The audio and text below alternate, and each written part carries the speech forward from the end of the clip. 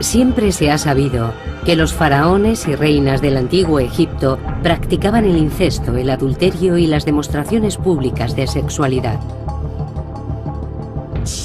Pero se están descubriendo evidencias de que la sexualidad era indispensable para toda la sociedad egipcia. Fue una tierra mágica y sensual en la que el sexo era el origen de todo, incluso del propio universo.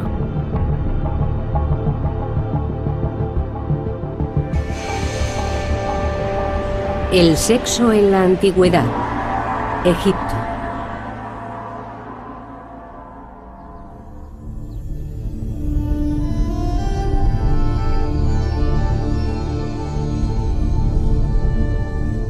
El faraón Ramsés II fue el más importante de todos los faraones, y su apetito sexual estaba a la altura de su condición. Se casó con infinidad de princesas que llegaron de tierras lejanas, mujeres exóticas de Nubia, Libia y Babilonia. Se casó también con su hermana y 3 de sus propias hijas.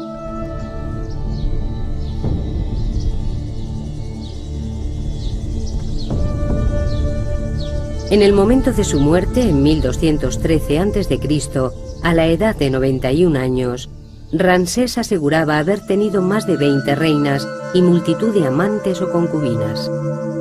En los textos antiguos se recoge que fue padre de más de 100 hijos.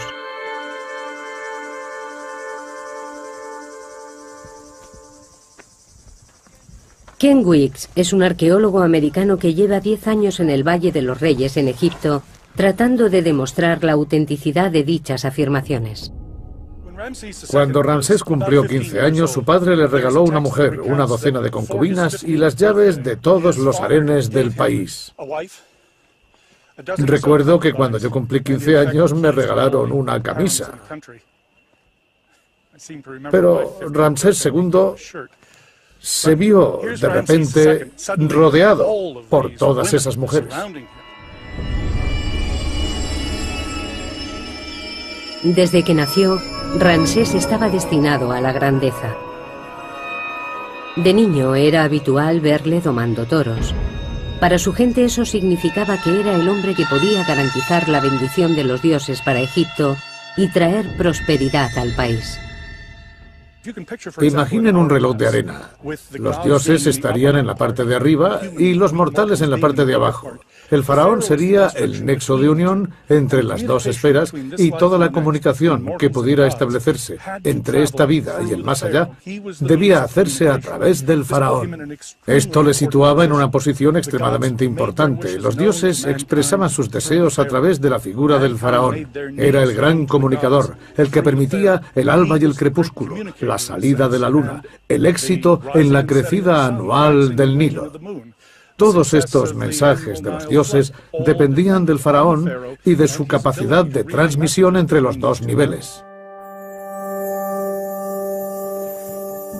Una de las tareas fundamentales del faraón era garantizar que los dioses trajeran fertilidad a la tierra y al Nilo. Durante una ceremonia anual se masturbaba en el agua. La fertilidad del faraón estaba estrechamente ligada con el éxito de la cosecha. Para el pueblo, la potencia sexual del faraón, su dios en la tierra, era igualmente importante porque creían que era el sexo lo que había dado lugar al mundo.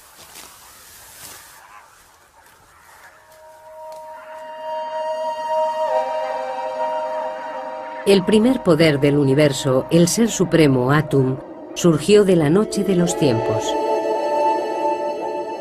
Se masturbó y se convirtió en el dios Sol, Ra. Su semen dio nacimiento a los primeros seres divinos, Su, el dios de la luz y el aire, y su hermana Tefnut, la diosa de la humedad. Su vagina creó el rocío de la mañana. Su amor incestuoso creó a Nut, el cielo, y Geb, la tierra.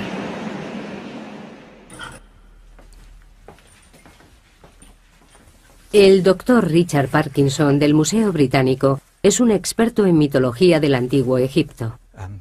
La actividad sexual era muy importante en los mitos egipcios. En muchos se puede ver una imagen del cosmos en la que la diosa del cielo, Net, está sobre su marido Geb, dios de la tierra. Normalmente él está acostado en el suelo, pero aquí se puede ver cómo se aproxima a ella. Su unión da a luz a la siguiente generación de dioses y es el inicio de toda la historia de Egipto tras el nacimiento del cosmos.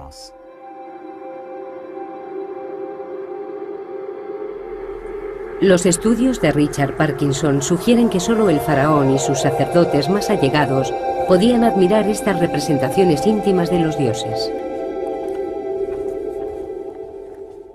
En este papiro podemos observar otro ejemplo del icono religioso cuya carga sexual es bastante insólita para nuestra mentalidad moderna.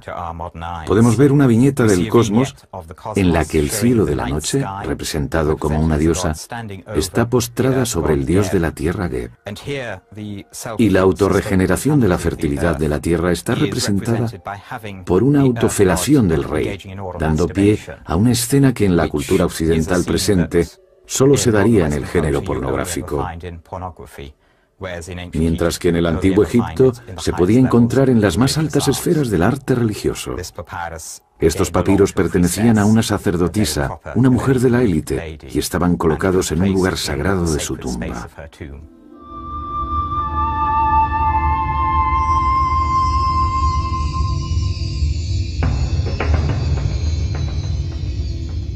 La mujer de más alta categoría en Egipto fue el primer amor de Ramsés, la gran reina Nefertari.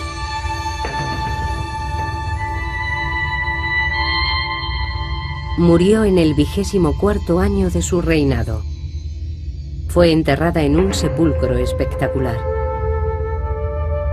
Los muros perfectamente conservados nos muestran cómo la pareja real concebía su relación.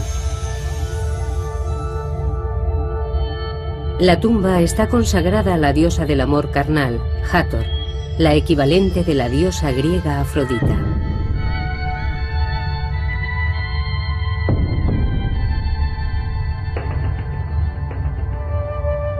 La reina Nefertari y la diosa Hathor están representadas con el mismo tamaño.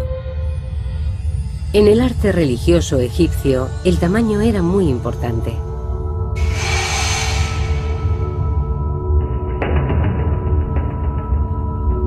Ramsés creía que él y su reina estaban al mismo nivel de los dioses.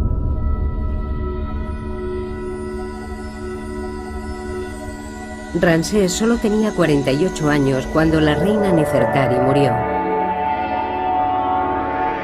A la manera de los dioses cometió incesto.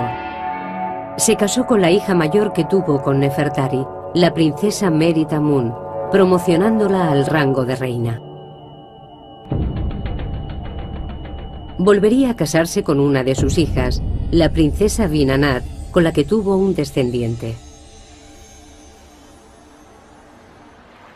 Ramsés se tomó su papel de símbolo supremo de la fertilidad muy en serio.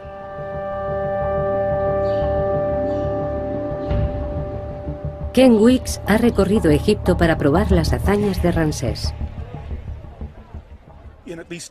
En al menos 10 templos a lo largo de Egipto grabó las paredes con escenas de procesiones formadas por sus hijos. En una están representados nada menos que 29 junto con procesiones de sus hijas en orden de nacimiento. Y en cada caso una leyenda que detallaba su nombre y sus títulos. Ningún faraón dio tanta importancia a sus hijos como lo hizo Ramsés. Son objeto de frecuentes referencias en textos históricos que redactó acerca de las actividades de su reinado. Comprobarlo ha sido una tarea complicada.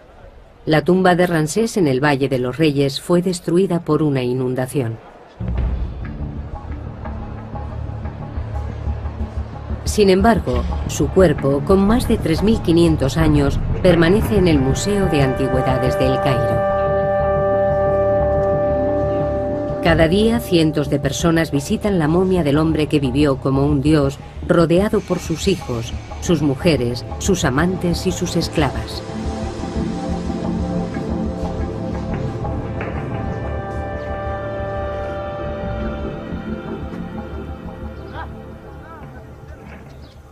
Pero la vida de la gente corriente era mucho más sencilla. El faraón siempre ha tenido un papel fundamental en la sociedad egipcia. Muchas mujeres, multitud de hijos, todo el conjunto era algo inherente al faraón. Pero, desde luego, los cortesanos y la gente humilde se comportaban y vivían de manera mucho más sencilla.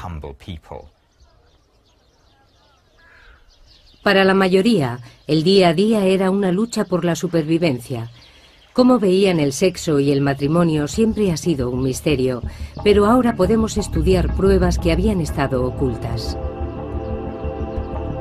Datos que cuentan cómo la gente corriente llevaba una vida tan sensual y erótica como el faraón.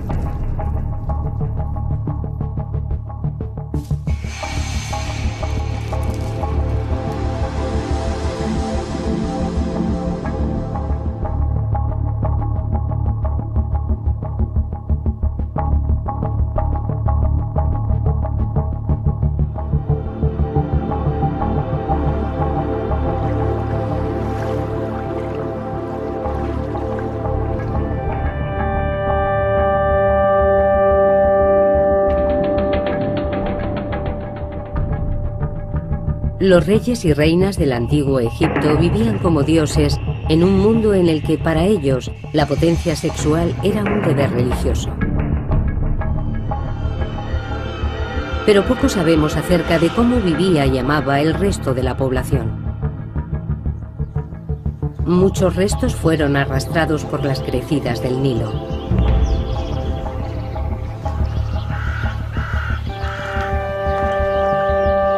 Durante 7000 años, toda la vida en Egipto se limitó a las orillas del río Nilo, en esta franja de frondosa vegetación. Más allá se encuentra el infinito desierto africano.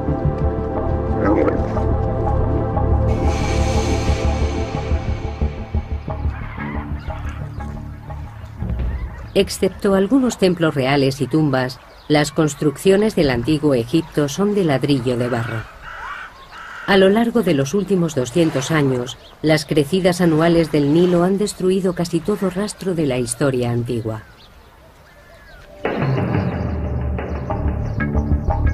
Por ello, el pequeño pueblo de Deir el Medina es un tesoro incomparable. Descansa sobre las dunas del desierto frente a la antigua capital, Tebas. Fue la residencia de los obreros que construyeron las tumbas reales cercanas. La profesora Lynn Meskel de la Universidad de Columbia lleva 10 años estudiando la vida en Deir el Medina. Sus resultados acaban de ser publicados. Deir el Medina es especial porque no ha sido destruido por los constantes movimientos del Nilo y las inundaciones periódicas.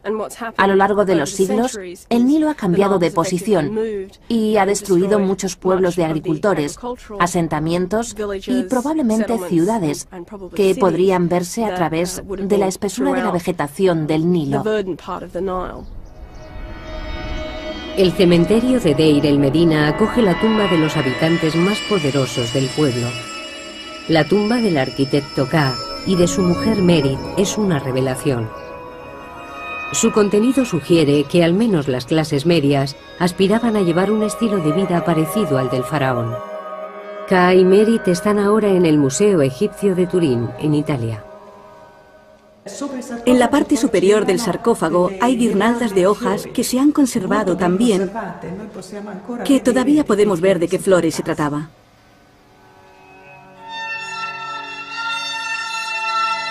El aire seco del desierto ha conservado cada detalle de la tumba de 3500 años de antigüedad de Ka y Merit. Es evidente que la clase media de Deir el Medina dedicaba gran parte de sus ingresos a su aspecto. Las camisas de lino finamente tejidas de Ka con su nombre, las 50 prendas de ropa interior o su caja de maquillaje son prueba de ello, así como la peluca de Merit y su colección de máscara de pestañas y pintalabios. Los rayos X nos permiten observar sus posesiones más íntimas. Este cinturón probablemente esté hecho de tiras de oro con incrustaciones, que lo más seguro es que sean de oro también. Este tipo de ornamento era típico de las mujeres, ya que representa el sexo femenino. También encontramos pendientes, anillos y otros objetos menores. Y en el pecho de K vemos este escarabajo. Es el famoso escarabajo corazón que probablemente lleve una inscripción. Asimismo hemos hallado pendientes, anillos y todo tipo de ornamentos.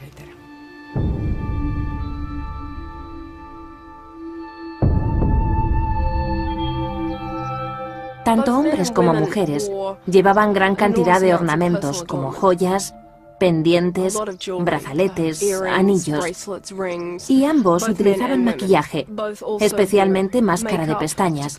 Llevaban igualmente ingentes cantidades de perfume. Desde luego no se regían por nuestros criterios, según los cuales las mujeres son las principales portadoras de joyería. Los hombres también lucían joyas muy caras.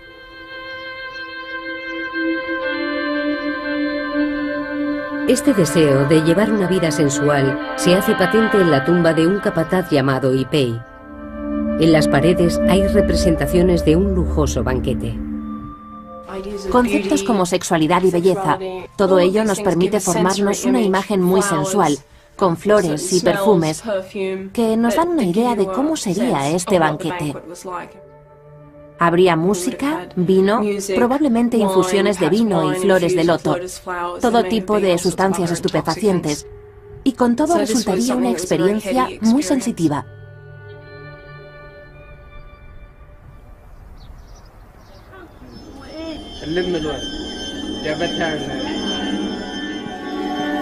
Los habitantes de Deir el Medina eran artesanos.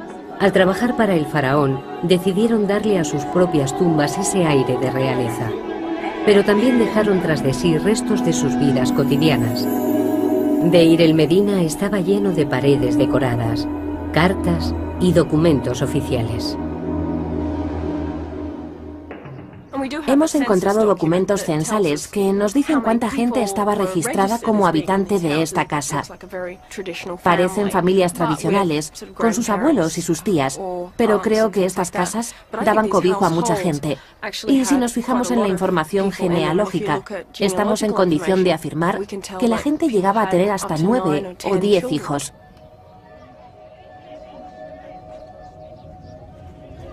Se parece mucho a la vida de los actuales habitantes de Egipto. Los animales y los seres humanos comparten espacios comunes. El tejado es el centro vital. La gente pasaba mucho tiempo en el tejado. Dormían allí, ya que es un lugar muy fresco, sobre todo durante el verano, y se desarrollaban otras actividades, como la cría de animales. Eso es algo que se da todavía en nuestros días. También tendían la ropa. Utilizaban cualquier espacio libre disponible.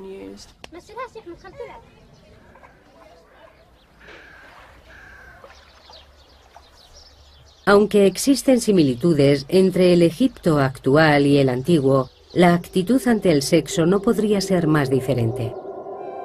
Cuando el francés Bernard Bruyère realizó las primeras excavaciones en Deir el Medina en 1900, encontró en todas las casas demostraciones públicas de imaginería erótica.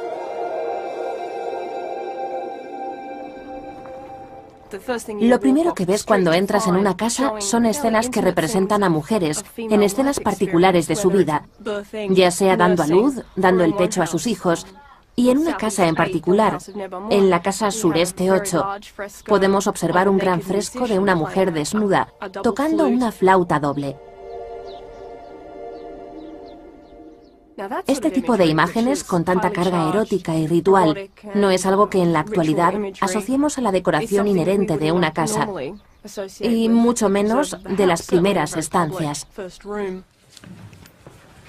Además de las pinturas eróticas, Deir el Medina estaba lleno de objetos sagrados, utilizados probablemente en rituales de fertilidad. Estos objetos fueron tomados por muñecas durante muchos años, ya que son pequeñas representaciones de mujeres y en muchos casos con peinados muy elaborados. Pero al final quedó claro que se trataba de objetos con gran carga sexual, ya que los genitales femeninos están claramente representados.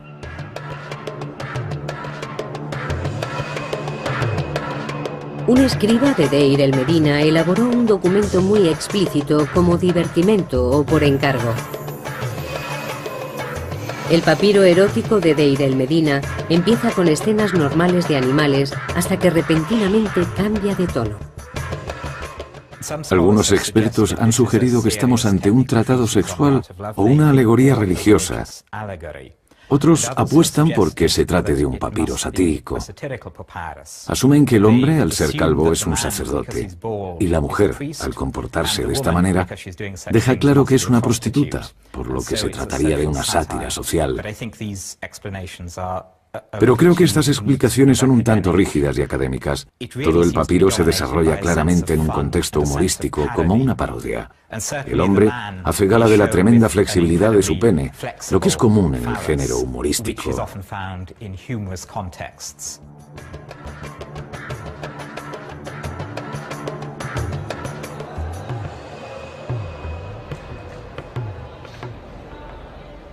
Estos hallazgos, con 1000 años de antigüedad, han sido muy estudiados.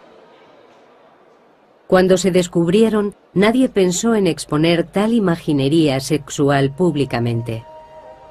Hubiera sido ofensivo y simplemente escondieron estos objetos. La época victoriana, a finales del siglo XIX, vio nacer la egiptología. Los expertos de aquel entonces tendían a centrarse en las vidas de los faraones y no prestaban atención a las clases bajas de la sociedad del antiguo Egipto. Actualmente estamos muy interesados en lo que pudiera pensar y sentir el hombre de la calle, que hacían en su tiempo libre los escribas y los hombres que pintaron estas paredes. Estamos mucho más centrados en conseguir una visión de conjunto de la cultura egipcia, mucho más que en la encorsetada definición victoriana de la historia, según la cual esta no sería más que un recuento de batallas y una sucesión de reyes.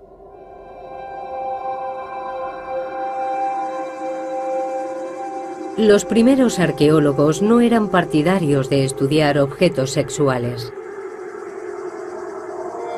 Cerca del Valle de los Reyes, en Deir el Bari, los obreros de Deir el Medina erigieron un enorme templo mortuorio para la reina Hatshepsut.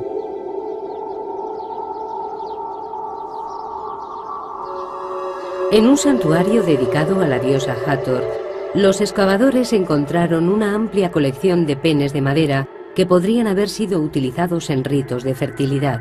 Desde su descubrimiento han permanecido almacenados en el Museo Británico. Estos son algunos de los penes de madera encontrados en las excavaciones del templo de Hathor de Rabawi a principios del siglo XX. Fueron encontrados en cestas colocadas alrededor del santuario y, por supuesto, no fueron referenciados con los informes originales de las excavaciones. Todavía no está claro en qué contexto se utilizaban o cuál era su función.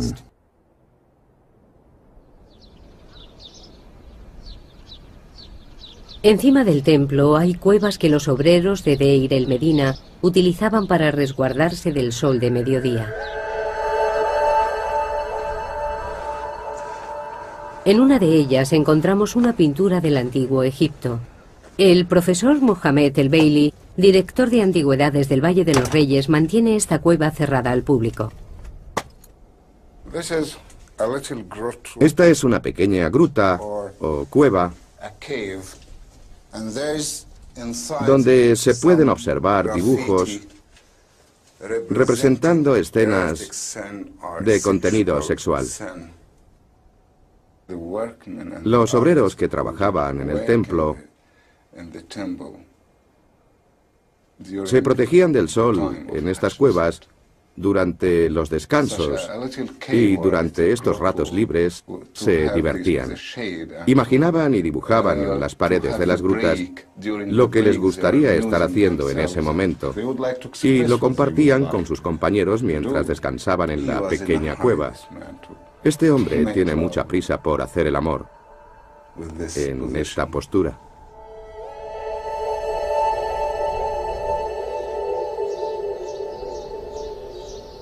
La imaginería explícita estaba presente en la vida egipcia desde los templos reales hasta las cuevas de los obreros. Pero hasta ahora nadie ha averiguado el motivo.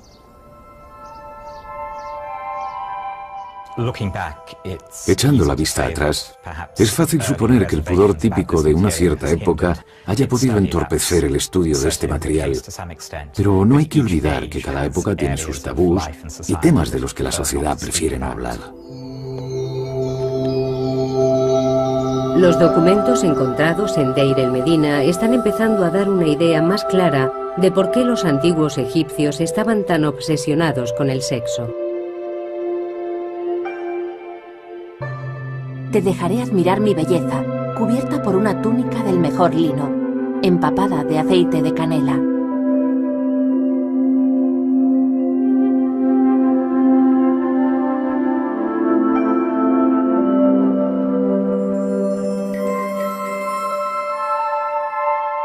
Noche, eres mía para siempre, ahora que mi maestra ha venido a mí.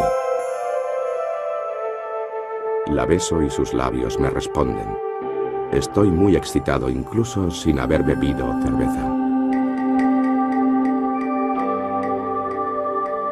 Los fragmentos de poesía amorosa y la imaginería encontrada en Deir el-Medina sugieren que este era un pueblo en el que el sexo no era un tema tabú. Es probable que no se ocultara ni a los propios hijos. Hay ciertas imágenes en las que observamos a una pareja en el acto sexual, en presencia de niños, lo que nos indica que la idea de que este tipo de actos deban ser ocultados a los niños es una concepción occidental y perteneciente a la tradición europea. Y si nos fijamos en la historia de Europa, nos daremos cuenta de que hace varios siglos las familias vivían todas juntas en casas muy pequeñas, compartiendo la misma habitación y a veces la misma cama. Creo que tenemos que recalibrar nuestras sensibilidades a este respecto. Tenemos que superar la idea de que se trata de algo ritual.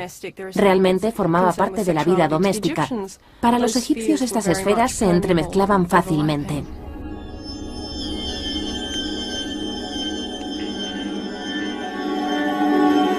Cuanto más se examinan los hallazgos de Deir el-Medina, más evidente se hace que Egipto era un lugar en el que la depravación sexual no estaba criminalizada.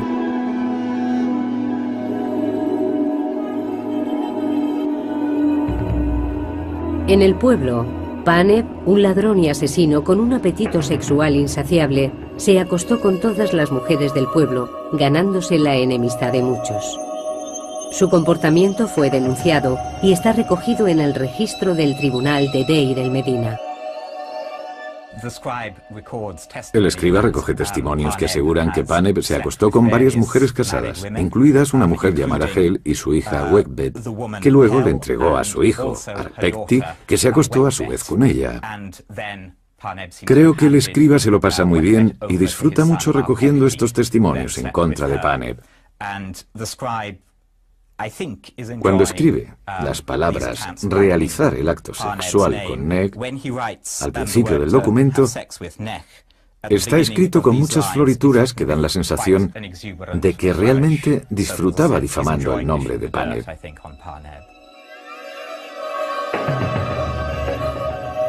Pero su conducta solo fue objeto de registro, pero no de castigo.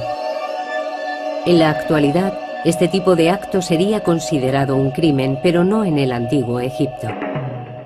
Se trata de algo repudiable y vergonzoso, pero demostraban una actitud muy práctica al respecto. El adulterio era algo común, y por ello no merece el castigo de la muerte. El matrimonio parecía ser frecuente, pero los registros del pueblo dan fe de que el divorcio también lo era.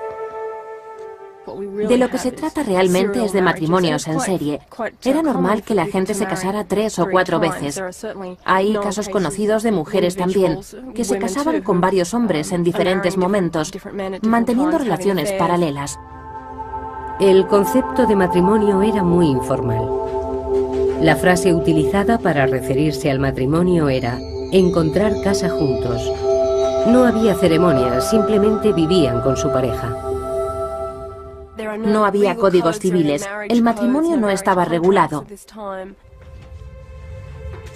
Lynn Meskel ha descubierto algunas modalidades de convivencia en Deir el-Medina que hoy resultarían sorprendentes.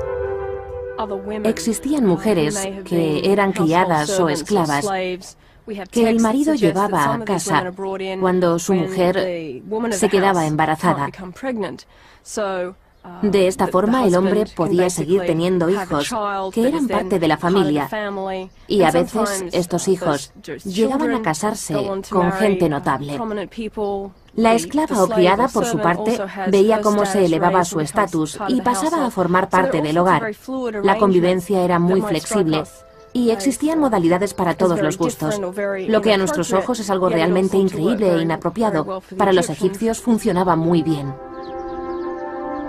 Los antiguos egipcios eran tan liberales que no parecían preocuparse por la virginidad. En muchas sociedades posteriores, la virginidad constituía un requisito esencial que debía ser respetado hasta el matrimonio. En el antiguo Egipto no existía tal creencia. No hay mención específica en los textos que poseemos al respecto de la virginidad, de los hijos ilegítimos o relativos a cuestiones de paternidad. Se hace tanto hincapié en la fertilidad y la capacidad de tener hijos, que no había razón por la cual llegara a establecerse una discriminación de ningún tipo respecto al sexo, como más tarde se implantaría en las sociedades medievales. Hasta dónde llegaba este énfasis de la fertilidad es algo que todavía no está muy claro. Algunos expertos han sugerido que existía una actitud en la que se aceptaba cierto nivel de promiscuidad. En el hermético mundo de la corte del faraón se llegaba a pensar que incluso los dioses mantenían relaciones homosexuales. Los textos literarios conservan mucha información acerca de la sexualidad y la manera en que se contemplaba en la vida cotidiana. Es posible que la primera frase de coqueteo de la humanidad apareciera en un papiro, uno en el que un dios trata de seducir a otro. Es una de las primeras situaciones de flirteo homosexual de la historia del mundo, donde un dios llega a decirle al dios Horus: «Me encanta tu trasero». Nefwi, Wiki. Al igual que con el adulterio, hay gran cantidad de referencias a la homosexualidad en los textos literarios del antiguo Egipto, pero no hay constancia de personajes históricos que fueran homosexuales. Sin embargo, existe una tumba en Saqqara de dos hombres llamados Neakhum y Numhotep, que eran los peluqueros de uno de los reyes del antiguo reino de Egipto, y siempre se ha pensado que mantenían una relación. Homosexualidad, adulterio y divorcio, considerados como desviaciones por las religiones posteriores. Pero en Egipto los valores sexuales parecían más relajados. Una de las claves reside en las características geoclimáticas del país. La vida en Egipto era precaria, las sequías eran frecuentes. La mortalidad infantil era muy alta. La fertilidad de la tierra y de sus habitantes era una preocupación constante. Los egipcios no podían ser restrictivos ni siquiera en materias sexuales. Todas las representaciones de la actividad sexual son positivas. Son consideradas fuente de creación, fertilidad y en muchos casos de protección. Nunca se contemplaba desde un punto de vista negativo. Con las evidencias rescatadas del asentamiento, la utilización de la imaginería tanto en los hogares como en las tumbas y los relatos mitológicos relativos a la creación del mundo, creo que estamos en disposición de afirmar que la sexualidad era una parte esencial del día a día y que no se limitaba a una esfera de intimidad e incluso clandestinidad como ocurre ahora. A pesar de que sería un error contemplar esta sociedad como una utopía sexual, habría que enfatizar el hecho de que se trata de una cultura de hace varios miles de años. Para los antiguos egipcios, el sexo era tan propio de la condición humana que tampoco merecía grandes discusiones.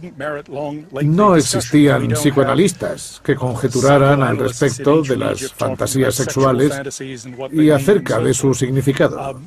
Era simplemente un aspecto más del día a día.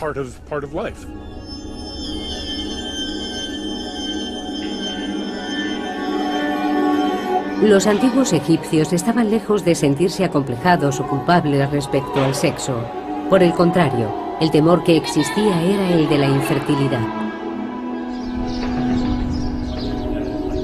El faraón podía contar con el apoyo de los dioses, pero la gente corriente no tenía acceso a los templos reales. Tenían que conformarse con recurrir a dioses menores y a la magia.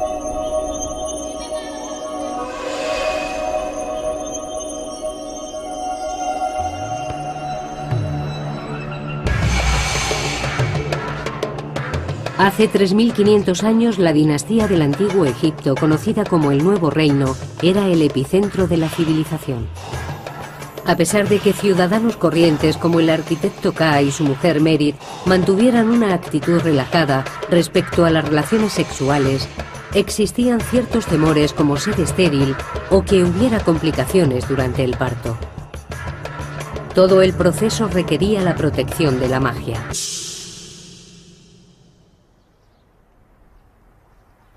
En el centro de cada casa de Deir el-Medina hay una plataforma elevada. Durante mucho tiempo se consideró que dichas estructuras fueran camas. Lo característico y distintivo de muchas de las casas del pueblo son estas enigmáticas estructuras que Bruyère llamó lit clos. Son camas cerradas y durante mucho tiempo se pensó que eran el equivalente de la cama francesa. Pero si nos fijamos en su tamaño, nos damos cuenta de que sería un poco angustioso dormir en ellas.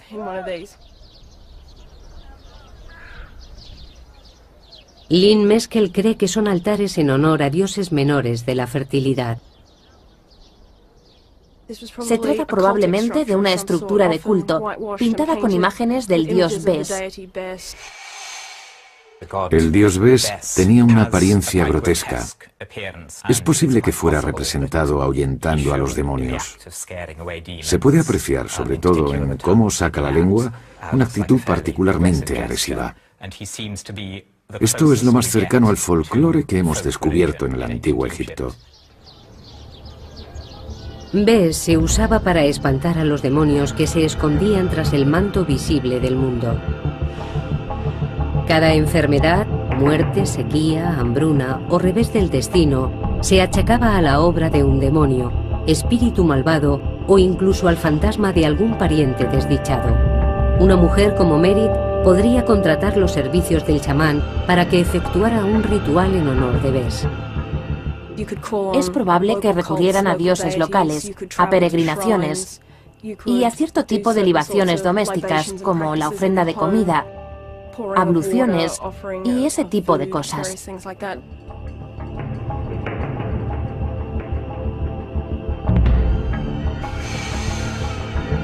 Por encima de todo, las mujeres recurrían a la magia para el parto.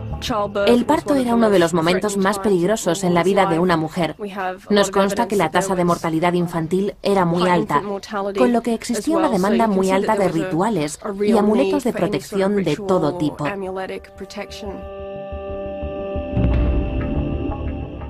El periodo inmediatamente posterior al parto también se contemplaba como potencialmente peligroso para la salud de la madre y del hijo, pero también por la presencia que pudiera haber de demonios, espíritus, entidades o cualquier cosa que pudiera afectar al niño.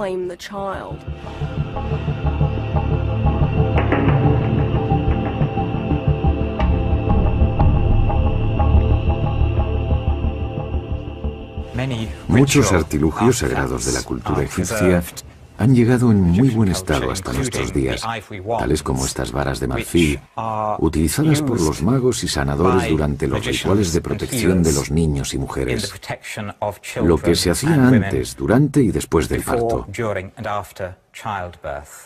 Existían muchos demonios que los magos invocaban para obtener protección,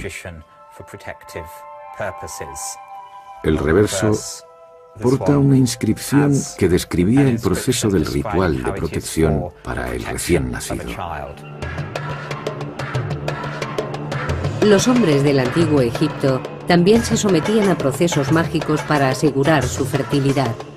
Su principal objetivo era tener un descendiente varón.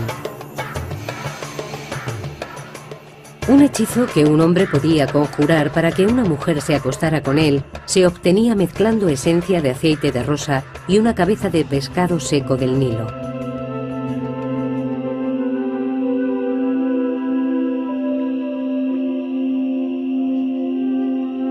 Escritos encontrados en Deir el-Medina también proporcionan instrucciones de cómo llevar a cabo el acto sexual para potenciar su efectividad.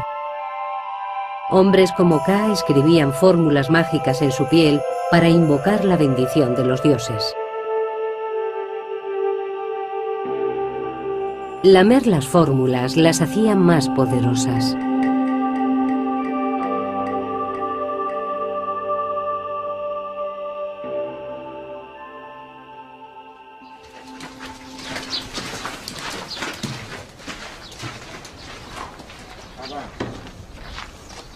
La preocupación por la fertilidad de los egipcios no se detenía con la muerte.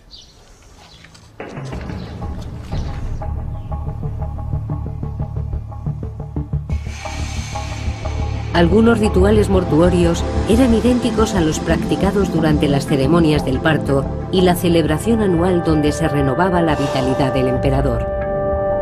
Las jóvenes núbiles ejecutaban las mismas danzas eróticas en los funerales para ayudar a los muertos a renacer en el más allá. La vida antes y después de la muerte corresponde a un proceso natural, y la actividad sexual era algo que los egipcios esperaban que continuara en el otro mundo. Existen muchas referencias en textos funerarios de gente disfrutando del sexo en el más allá. Los muertos renacidos eran representados a menudo en la flor de su potencia sexual. En las tumbas se colocaban amuletos de fertilidad como estas figuras de mujeres desnudas. Esta preocupación por la fertilidad estaba presente en todos los ámbitos de la civilización egipcia. Las clases más bajas recurrían a su propia magia, pero tomando como ejemplo al faraón. Y el gran faraón Ramsés II nunca los decepcionó. Muchas pinturas nos cuentan que fue padre de más de 100 niños. Sabemos poco sobre la familia de los faraones. En muchos casos no conocemos ni el nombre de sus mujeres. Nos encontramos con muchos problemas a la hora de establecer relaciones genealógicas. No sabemos dónde están enterrados los hijos e hijas de los reyes. Ramsés II es una excepción. Se esforzó mucho porque sus hijos tuvieran un puesto de honor en las crónicas, al menos los hijos de sus mujeres más notorias. Los niños eran jóvenes que podrían haber optado a suceder a su padre, y en su caso al menos tuvieron funerales de Estado, aquí, en el Valle de los Reyes. Pero nadie ha encontrado las tumbas de ninguno de los hijos. ¿Decía Ramsés la verdad? En 1983, Ken Weeks decidió hacer excavaciones en una pequeña tumba que se conocía simplemente como KV5. Quería comprobar su contenido antes de que convirtieran la zona en un aparcamiento. Cuando Howard Carter limpió la tumba de Tutankamón, se fijó en esta tumba, pero la consideró sin importancia. Así que la utilizó como almacén para los restos producidos por sus propias excavaciones y tapó la entrada con cieno y tierra. El grupo de Weeks tardó más de 6 años en desenterrar la primera cámara. Al final había una puerta. Atravesamos el umbral y entramos en un corredor. Vimos que se trataba de la mayor tumba de todo el Valle de los Reyes. Al descifrar los jeroglíficos de la entrada, supieron que no solo se trataba de la tumba más grande. Lo primero que vimos al pasar el umbral fueron una serie de escenas grabadas en la pared. Aquí tenemos un par de manos sujetando incienso. Son las manos de Ramsés II. Detrás de él aparece la cabeza de un joven. Las columnas que hay encima de los jeroglíficos nos indican que se trata del hijo mayor del rey, Amun-Her-Kepesef. Están escritos sus nombres y sus títulos. De repente nos dimos cuenta de que habíamos descubierto la tumba de un hijo de Ramsés, uno de los faraones más importantes del reino de Egipto.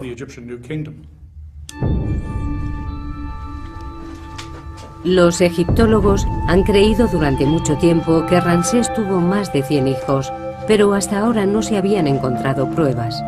Ken Weeks acaba de publicar sus informes preliminares sobre KV5. Cree que puede haber encontrado un complejo de tumbas único, encargado por Ramsés para dar sepultura a sus hijos, a muchos de los cuales sobrevivió.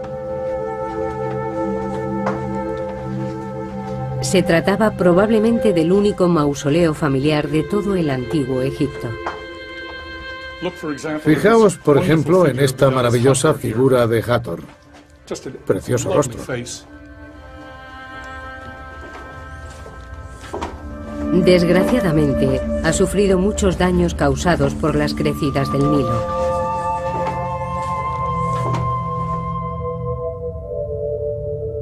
En cualquier caso, es evidente que albergan más de 150 tumbas. Esta tiene 30 metros. Está excavada en la falda de la colina. Hay una serie de puertas, 16 concretamente dispuestas a cada lado del corredor. Está exactamente como lo encontramos. No hemos realizado ninguna prospección aquí. El equipo solo ha excavado una parte, pero ya han encontrado las tumbas de 6 de los hijos de Ramsés II y los restos de 4 más.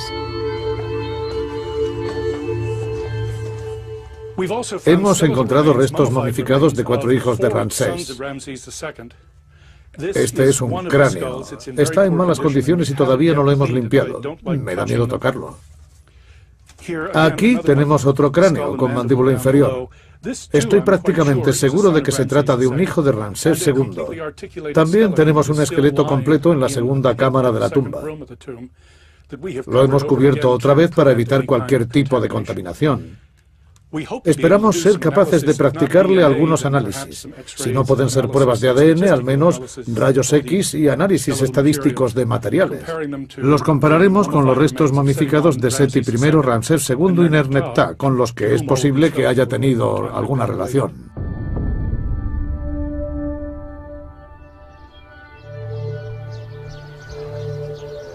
Las 150 tumbas de KV5 sugieren que Ramsés tuvo tantos hijos como afirmaba. Eran un mensaje para las generaciones posteriores. El faraón, su tierra y su gente eran muy fértiles.